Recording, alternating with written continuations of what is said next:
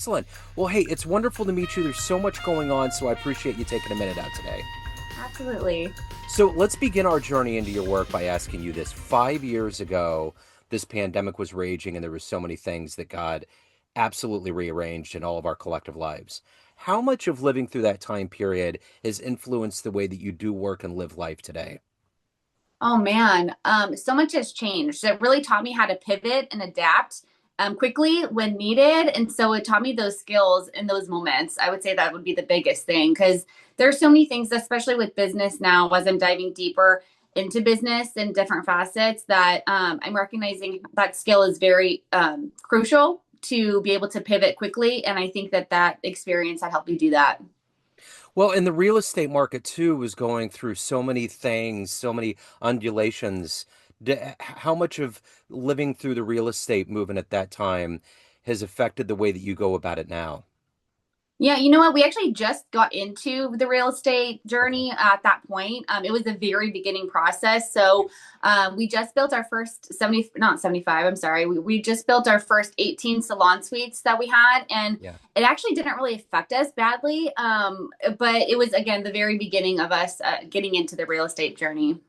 Okay, so speaking of that journey, let's go back actually to not only the beginnings, but just right now, a snapshot. If I put you in front of a bunch of 12-year-olds, it's career day, and the kid in the back of the room is curious and is like, "Hey, what do you do for a living?"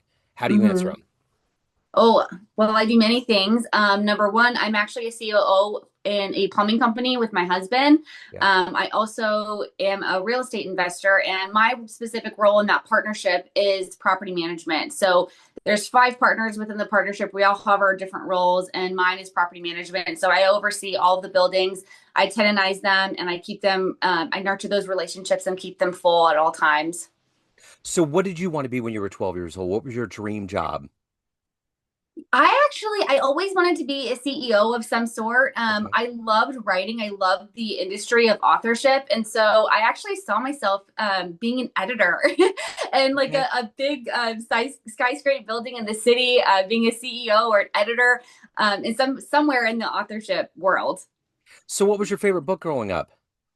Um, The Shack actually was my favorite book. It's a Christian book. It's a Okay. very great story. It was my favorite. It just hit home for me. Okay.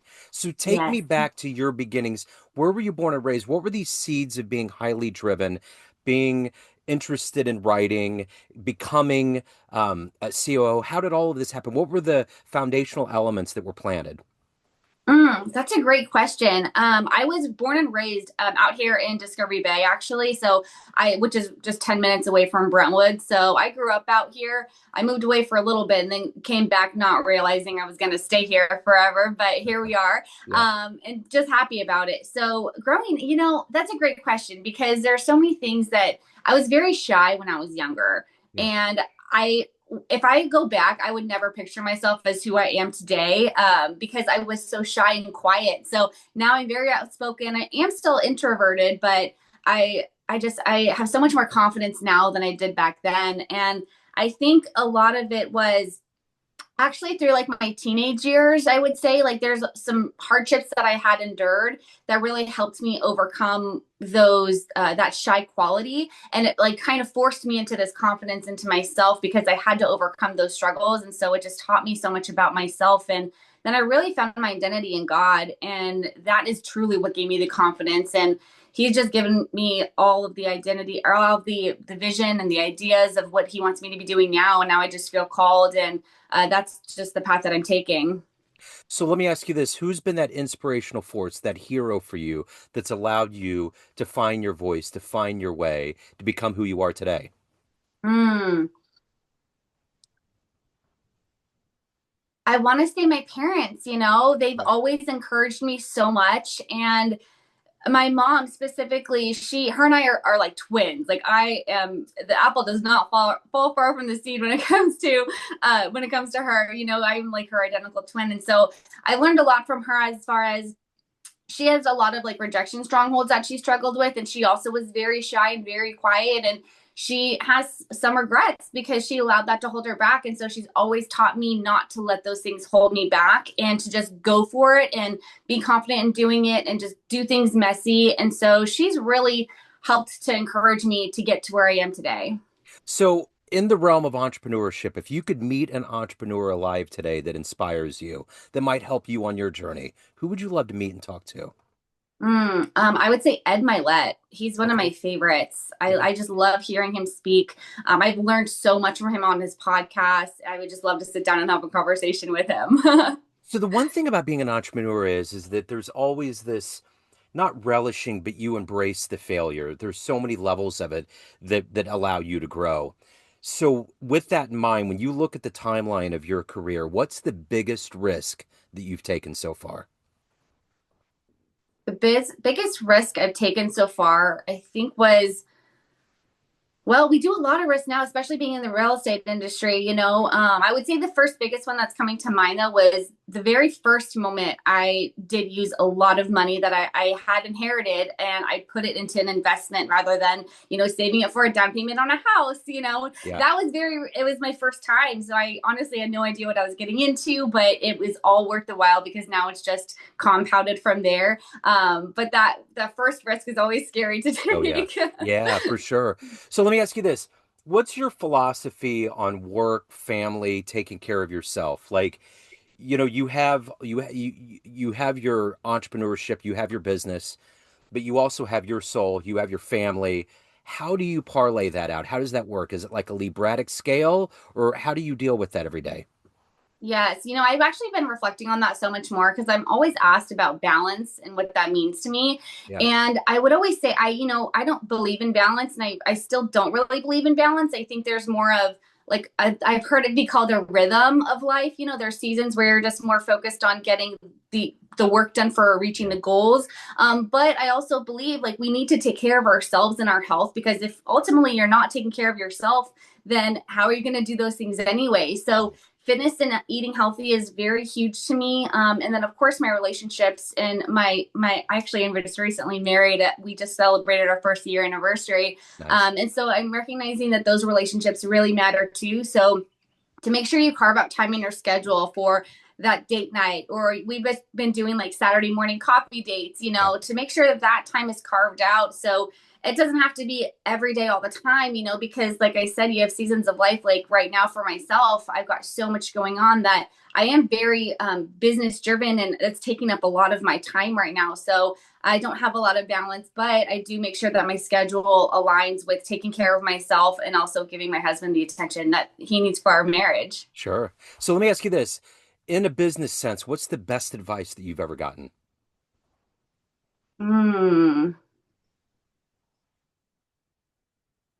The best advice I've ever gotten is for business.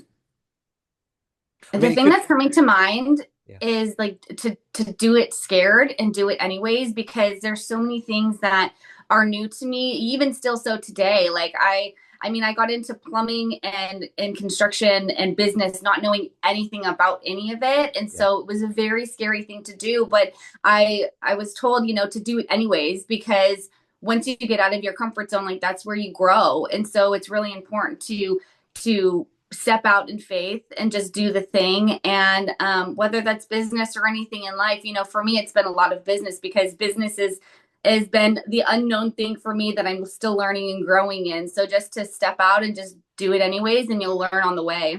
yeah. So let me ask you this. If you had a dream tonight, you ran into that much shyer, younger version of you, and you could give that version of you a piece of advice based on this life you've led so far, the wisdom you've accumulated, what advice would you Mm-hmm. impart on that young version of you? I would tell her first off to remember that you're never alone, that Jesus is always carrying you and holding you, and you can always rely on him. And that you will overcome the things that you feel would be holding you back, that you will build the resilience that that you can't even imagine, and you'll grow into such an important, such an important person where you will have influence and value to help other people who are going through things that you've already overcome once you get to that point. So just don't stop, don't be scared, and just keep on going and dream big, and set big goals and plan and take action and just execute. So let me ask you this. If I put you in front of a room of everybody that knows you in a professional business sense, and you could Mm-hmm. go up to the front of that room and tell them a fun story about you, jumping out of an airplane, wrestling a crocodile, outrunning a bear, some kind of fun thing that would cast you in a different light to them, what would be a fun Mm-hmm. story? Maybe the first concert you went to, something like that. A fun story. Oh my goodness, I feel like I have so many. Um, but okay, one that just comes to mind is just popping out because just to me, it was hilarious in the moment. Yeah. My husband and I were in Nashville with some friends, and we took those little scooters, like so far, like way farther than we even planned on. But we were trying to go to this go-kart place, and we were all just like, cruising like super fast, and the concrete was all wonky, Yeah. and I had like literally I hit the curb just completely wrong, but I somehow like tucked and rolled, and then I like stood up and I was like, yeah, like I Nice. made it. And then like right after that, my friend Maria had done it, and we're like, you didn't tuck and roll. So That's awesome. that's just coming to mind. It was such a funny instance. And that could have gone viral if you had it on video. I mean, that would be a I great, know. that would be awesome. Yeah. So let me ask you this.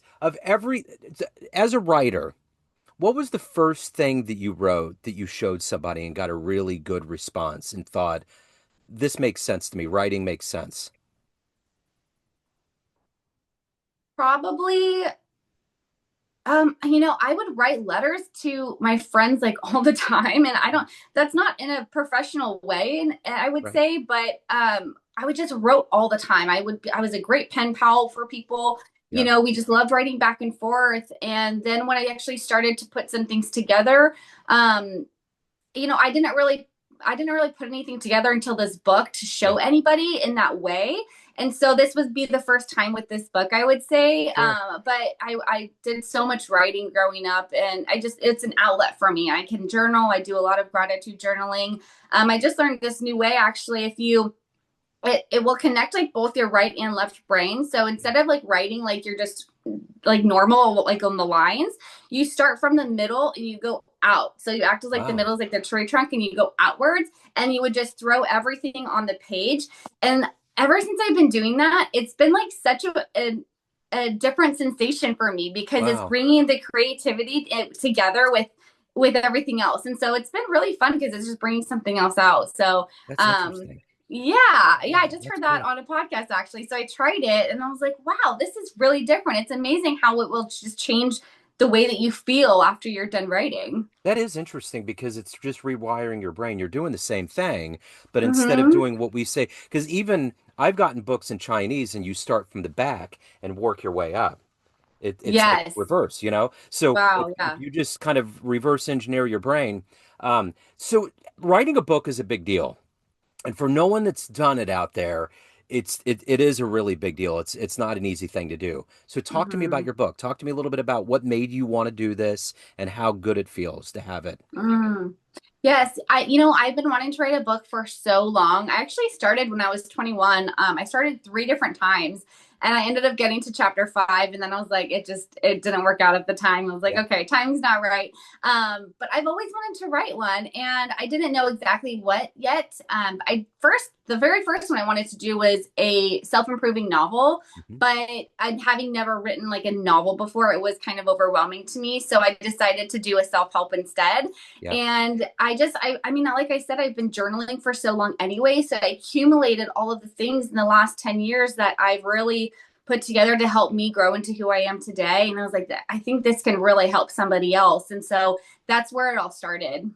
So of everything that you've done and evolved into in your life at this point, what are you ultimately the proudest of? The proudest of, oh my goodness. Yeah. Well, there's so many new ventures that I've been doing in even the last like 5 years. It's hard to point out just one thing. I think honestly, I'm proud of who I've become, because I through it all, like I mean, I dealt with a lot of rejection strongholds as well. And so the battle of the mind is real. That's why I talk about the mindset so much in the book. Because it's something that I struggled with and I still do sometimes today, but being able to take control of my mind and really find my identity, like I said, in God, and be able to control how I'm reacting and behaving.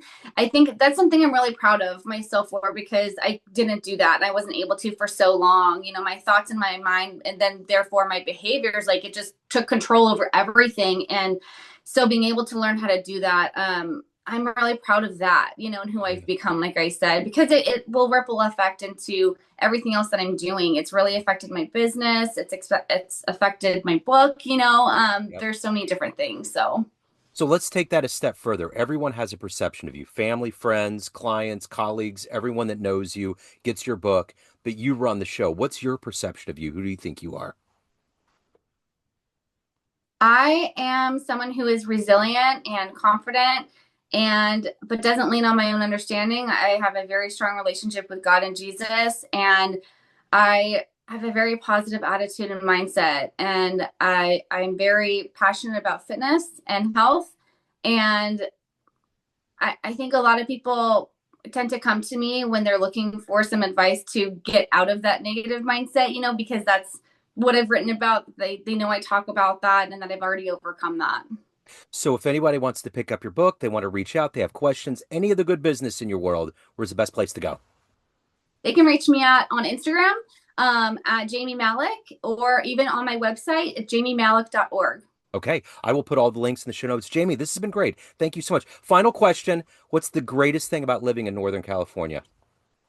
I Huh. would say the weather. The Yeah. weather is so great over here.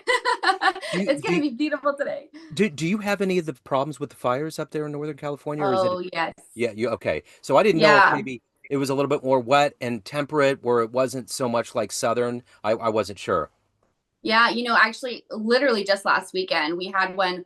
Not even, I mean, we could see the fire from our house. It was very scary. It's way too close to home.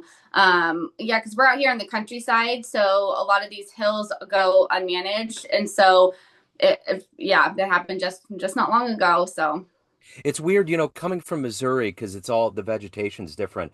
I remember mhm, driving to San Diego in 2022 and just I'm always befuddled by the Joshua trees and the way things grow, the way vegetation is. And it all makes sense for people that have never been to California and don't understand how things grow and how intertwined and dry it gets. There's no way mhm. to understand because I used to wonder, how is this happening? Is it just you just don't know until you get out there. But I'm fascinated by the foliage, but I do understand how it can turn into a fire pretty fast. Yes. So Yes, it's very, very dry over here. That's yeah, that's the downfall. yeah, it's Hmm. wild. All right, so Yeah. I will lead everybody in your direction. This has been wonderful, Jamie. Thank you so much for your time. Thank you for your story, and best of luck with everything. Thank you so much. Thank you for having me on. This was Thank you. fun.